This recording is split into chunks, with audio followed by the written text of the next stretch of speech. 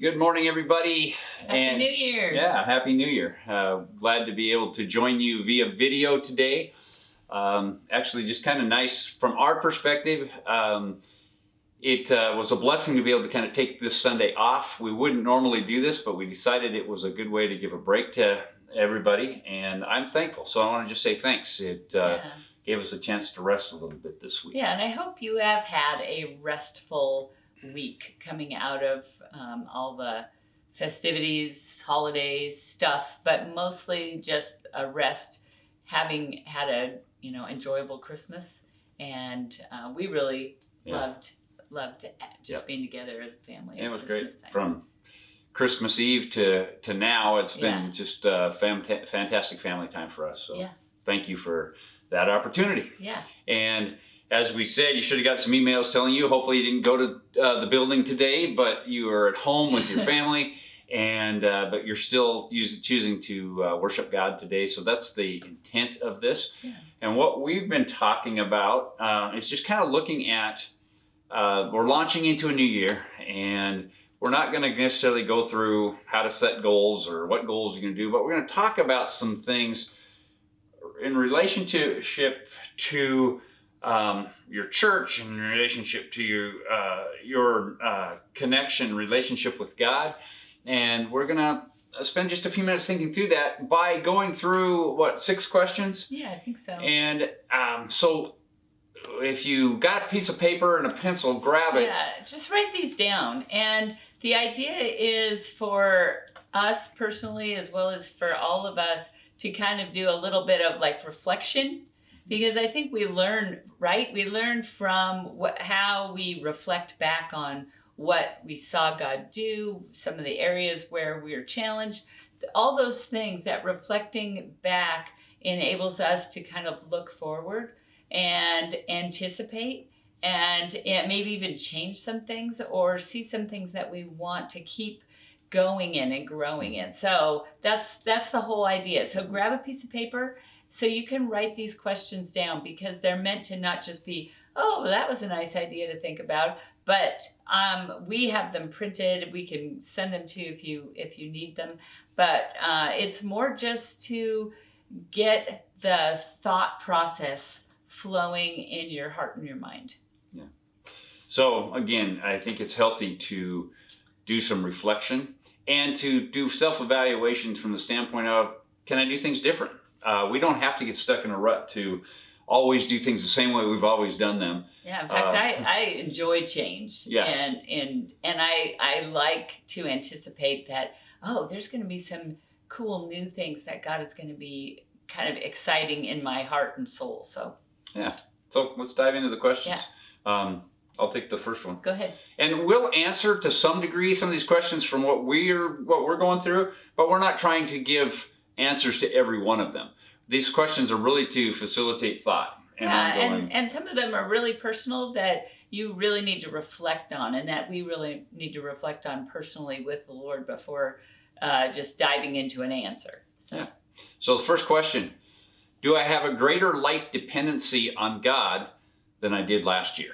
So look back at this last year, and can you say, here are some specific things that would demonstrate that, I depend more on God than I did last year. And it can be small things, it can be big things, but what would you say were indicators of your dependency on God that have grown stronger, more clear, that are more evident for you than they were last year? And again, none of these questions are intended to produce guilt. They're intended to produce thought. Yeah, and I actually really like the word dependency. Sometimes dependency is thought of as something sort of negative in our culture, and to be dependent on something. But I really love this idea of a greater and a growing dependency on God, and to see. Sometimes we think, I don't know if I've seen any change, but when we look back and go, this happened, and my first response was to pray or to seek help through my life group, or to ask God in, through His Word to show me. When you see those things and you go, wow, a year ago, I don't think I would have done that. And so you begin to see that God is at work in your life, and He's growing those areas of your life, those areas of kind of maybe small steps of dependency. But I love this question. Do I have a greater dependency on God than I did last year? And I hope that you take time to actually think about that, pray about that, reflect on that. I would say also, for an example, Renee kind of gave some there, but maybe just a thought is, what's your prayer focus? Has prayer grown for you in this last year? Are you, we've been doing a reading through the Gospels and been repeating that now 3 times, should be coming to an end for your 3rd time through. Have you developed a greater interest in God's Word? And is it starting to take greater root? Do you think about those truths during your given day? So there's a lot of ways that you can measure this for yourself. Mm-hmm. And again, it's not a guilt thing. It's not say, oh, I guess I didn't do well. It's, can you see marked growth? Look for growth. And then it's kind of points forward too. If I can see a little growth, then I can see a little more next year. Yeah. And we can do that together. So there's number 1. Do I have a greater life dependency on God than I did last year? And then what demonstrates that for you? Write it down. What would you look at to say it marks that dependency? And maybe even ask a trusted, close, friend, person in your life. And, it's kind of a vulnerable thing to do, but to ask, have you seen areas of growth in my spiritual life? And if so, what? And I think sometimes that kind of gives some insight that you may not generate in and of yourself. So. Yep. Question number 2. We just talked about prayer. This one's related to that. What is a big prayer that I can pray in the new year? So what can you be praying for in the new year? But what's a big prayer? I'm not saying, I guess I'll pray for dinner more often. I'll pray over my food when it's on the table. That's good to recognize God. But what are you doing that is really looking for God to do something big? And what are you asking Him for in this coming year? And I know, René and I have been talking about that. There are a couple of things that we are asking for in this coming year. And I encourage you, like René was saying, finding a partner. Maybe it's your spouse. I really would recommend pray big prayers together as a married couple. And as somebody, regardless of whether you're married or not, the idea of praying a big prayer and asking somebody to come alongside you and pray that with you. There's somebody in my life, doesn't live right here, who shared something really significant with me, and I just let her know on an occasion that I am continuing to pray for that with her. And I, occasionally I'll text her or call her and just say, I'm really praying for this significant thing in your life. And I find that it encourages me, but I know that it encourages her as well. So that idea of just praying through something significant and asking and inviting somebody to join you with that is really powerful. Yeah. And then at the heart of this is the whole idea of take a step of faith with God. Yeah. And just say, God, I don't see how this can happen. I'm afraid. It causes me fear, or it causes me anxiety. Give that to God, but then say, God, I really want to ask you for this. And have a conversation with Him about it. What is it that you are hoping for Him to do that you can't do yourself? I've noticed that a lot of times we try to manipulate things, and then at the end, once we've gotten what we've wanted, we'll say God did it. And I wonder how often God's going, what? I didn't have anything to do with that. It's time to bring God into what we're doing and into our lives, and be willing to restructure our lives so that God can grow our faith and can respond to our requests. So seek Him hard on some big things, and don't be afraid. He's big enough to handle what you can ask for. Yeah, I think it's kind of invigorating for our prayer life to step out in faith to ask God for something that is really profound. And it's not necessarily like I want a new couch this year. So we're talking about something, change, or for a person, or for God to be seen in a situation that maybe is really challenging, whatever it is. But let's do that together. So here's the question. Second question again is, what is a big prayer I can pray in the new year? So what is it? Make it a big prayer and seek God in this. Let's become a people who pray, and let's pray big. Let's pray in faith. Next one. Yep. What's an aspect of God's character that I want to trust in deeper this year? I really love this question. What is an aspect of who God is, of God's character, that I want to trust in more fully, more deeply this year? I think that relates to that last question too, in the aspect of prayer. If I don't understand or seek God for the character that He has revealed about Himself, then my prayers are going to be limited in the depth of faith, because I don't know about God's faithfulness. I don't know about God's mercy or His grace or His love for me. I mean, we talked about that in relationship to God sending His Son. We have to seek to know God's character, but as we do that, what aspect of God's character do you need to know more about that will begin to strengthen other aspects of how you live your life? It kind of goes back to the first question. Strengthen your dependency the more you know God. One thing I thought about when you were talking is we, in December, we talked about the gifts of Christmas, kind of the depth and breadth of the gift of Jesus coming, and what we receive, and how multi-layered and deep and all. And I think we talked about one of them as His presence with us.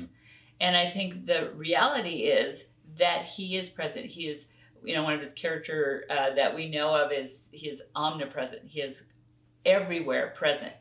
But that means He's very intimately involved with me.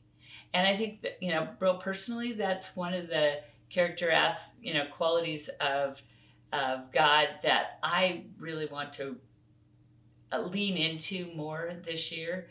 And I'll be real, vulnerable here. That's something that I want to be more mindful of all the time, of God's presence in a fresh way, in a deeper way, in a more profound way.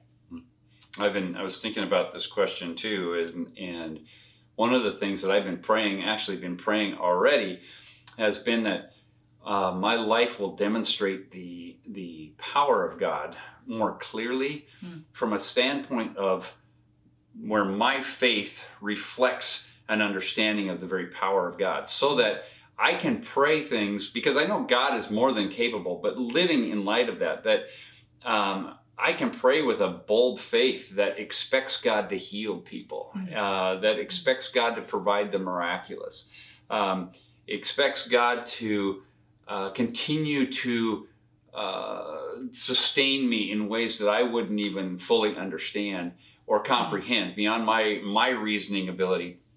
And it's just one of the things that I was thinking about even this morning, looking out at our backyard, and I was sitting and thinking about this, and how amazing God is. Just to, the sun rises and there's beauty in every day, and He is there, and we get to breathe Him in, we get to understand Him. But there's a power of God that is always present. It is part of who His character is. And I can run sometimes just through my life as fast as whatever I determine I want it to be, without ever really allowing God's power to change my perspective, to change my anticipation, to change my relationships, to change the things in my life that don't honor Him. I've got to let God's power change how I interact in my given day. So that's kind of one of the things that I am praying for, and one aspect of God that I'm looking for in this coming year. That's really, it's very convicting when you begin to think about what's true of God, and how far I am from really trusting those truths in a way that is reflecting out in my life. And so I think this is a really powerful question. What aspect of God's character do I want to trust in deeper this year? So good. Write that down. Okay, fourth question. Is there anyone, and this is going a little different direction here, is there anyone I need to forgive or ask forgiveness from from the past year? Is there anyone, a relationship that needs to be restored? Mm-hmm. Is there health that needs to be brought to some conversations that maybe weren't so healthy? Is there something that you've been hanging on to that's developing or building up or sinking a root of bitterness into your life? And here's why we ask this question. Forgiveness is extremely important. Jesus talked about that. He even said we're never going to experience the forgiveness of the Father if we're unwilling to forgive ourselves, if other people in our lives. If we're unwilling to allow forgiveness to really define or be the empowering element of our lives. And that is because if we don't forgive, what we do not forgive defines us. And that's what I think we don't realize, that is, ask yourself the question, what do I want to be defined by? I want to be defined by God. But if I'm unwilling to forgive, guess what I'm being defined by? I'm being defined by a relationship that I'm unwilling to let go of the wrong that was done or the wrong that I did. Maybe I need to go and make right something that I did. And as it says in Matthew, if I realize that someone has something against me, I need to go make it right, because it keeps me from really entering into and abiding in and expressing that relationship with God. I don't want to be defined by broken relationships. I want to be defined by my healthy relationship with God. And I think it's always, the new year always seems like this is kind of like a fresh start.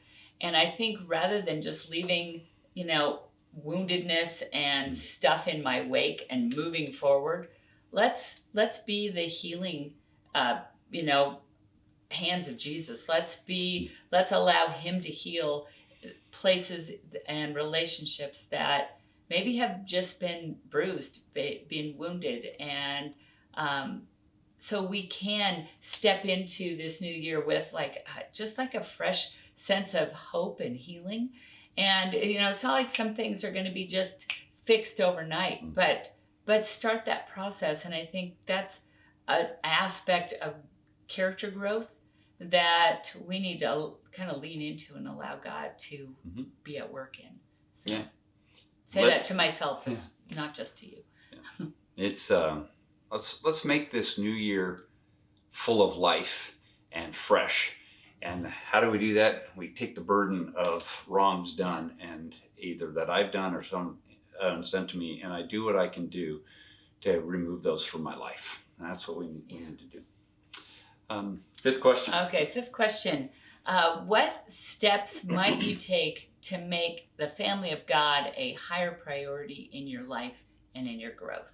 So it's a little bit long. Let me read it again. What steps might you take to make the family of God a higher priority in your life and in your growth? Yeah. Specifically, this question is looking at our involvement with the community of God. It is easy to allow our schedules to become full of everything but the people who are committed to God and committed to us. And we talk about this at West Valley a lot. We are a family, and it is there that together we get to experience the love that God has for us. It is through the voices of others in my life, whether it's a laughter in a conversation or a direct confrontation of something I need to work on, and anything in between, we become the crucible of God's activity, but we've got to be together to allow that to happen. So what might need to change for your approach to your church family in this coming year? One of my prayers, going back to one of the earlier questions, is that we as a church family will not only experience growth numerically, growth spiritually, but we will experience a growth in the value that we have for what God is allowing us, what He's given us. West Valley is a gift from God. Do we value it that way? And every person who is a partner within that or is a regular attender within that is part of what God sees as necessary for my life and for your life. And when we decide that other things outrank it in importance and in my time commitment and in my involvement, we're losing out in what God might want us to do. I just read, I've been reading Dallas Willard, and I just picked it up and was finishing this chapter that I was reading. And he said something that was very cool, and I hadn't really thought of it quite like this, the way he put it. And I'm paraphrasing, I'm not doing it justice. But he talked about how spiritual growth is not just a passive activity, that it's active, but it's not just about what I do. It's about God's Spirit, Holy Spirit, being at work and responding to our desire to grow and desire to be active in this process of becoming more like His Son. And he also said, something, and this is what I was referring to, he said spiritual growth also takes place within the treasures. He used the word treasures of people and community and church and, things that were spiritual truths that we read, both present and past. And I just really loved that word treasures. And I think it puts the whole idea of building community in a really refreshing light, to realize that these people, sometimes they might annoy you, but the place where that God has planted you right now, this is a part of the treasure that God is gifting you with, that where you can learn and be sharpened and challenged and encouraged and lifted up, and all those things are part of the process that God is at work doing within you. And why wouldn't we make that a priority when we know that that's part of the way that God works? Yeah. So here's some things to think about in regard to that is, and I want you to know this is intentional. At West Valley, we try to give opportunities for you to be able to deepen relationships with God and with each other that really don't require they're not difficult, let's put it that way. So we do our prayer time on Tuesday nights online. You don't have to get in the car and drive anywhere. It doesn't cost extra time. You can be in there, and we try to keep it to about 45 minutes, and so that we can stay focused on prayer. And in hearing the needs of others and having the privilege of bringing those needs before God, I am developing a value for other people and for what God can do. Mm-hmm. And then it allows and leads to other conversations. I always appreciate Kent when we get back on and he always asks, we were praying about this. What was the result? Yeah. What's going on? That's the mentality that needs to come as we invest ourselves into each other's lives. Prayer and the availability of doing that together is a real gift. We have life groups that are going on. One of the things that René and I are very thankful for from this past year was we've been able to be part of a life group that kicked off.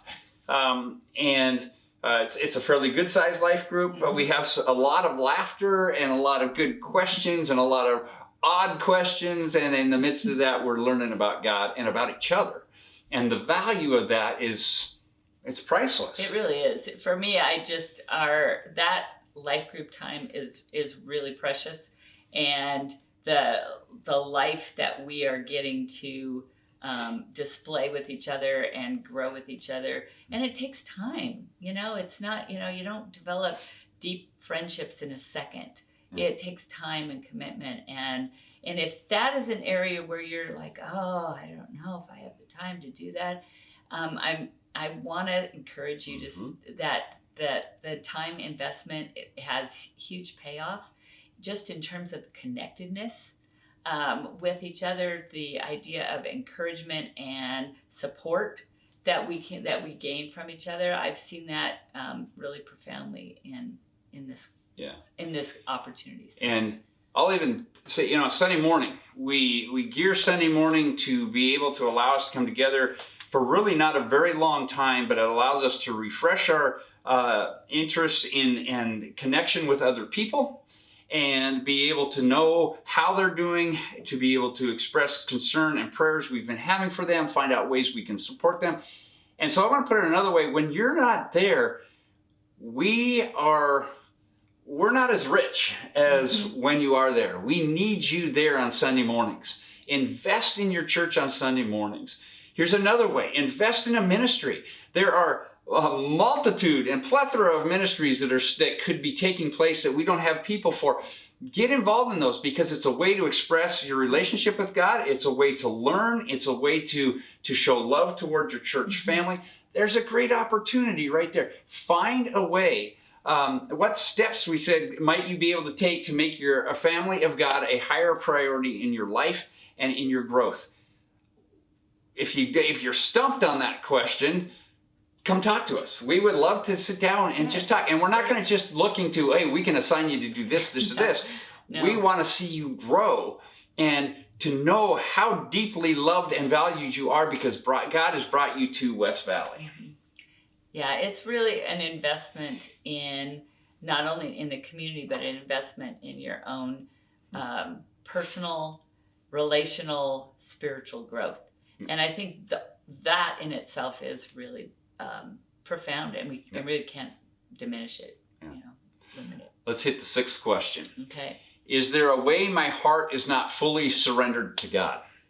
Now, this is this is where let's get honest with ourselves. I think if you're at all like me, I can identify areas in my life where I'm still struggling, and I think I'm doing it, and then I recognize, again, part of my prayer this morning was, God, I still feel like this area of my life, I'm still trying to hold on to it. I'm still trying to direct it. And I've got to be willing to let some things go sometimes that I think, this has got to happen. It's got to happen soon. And it's got to change. It's got to look like this. And I've just been going, there's a particular area of concern in my life right now where I'm going, God, I'm willing to surrender that to you. Give me the strength not to try to take it back and control it. And so that's what we're asking. You along with us, is there a way that my heart is not fully surrendered to God? Look at it. Again, no guilt tied to this. It's called, I wasn't aware that I was doing that. Or maybe I was aware and I need to go, okay, God, I'm going to wrestle with you for a while on this one because I have a hard time letting it go. So wrestle with me and rip it out of my hands. I need you to take it. Yeah, as you're talking, I'm thinking a whole lot of things, but I think that the idea of being surrendered, again, sometimes we think of that in some sort of, disparaging or negative light, and in reality, think of to whom we are surrendering. If giving up something or letting go of something is really hard, remember to whom you are surrendering.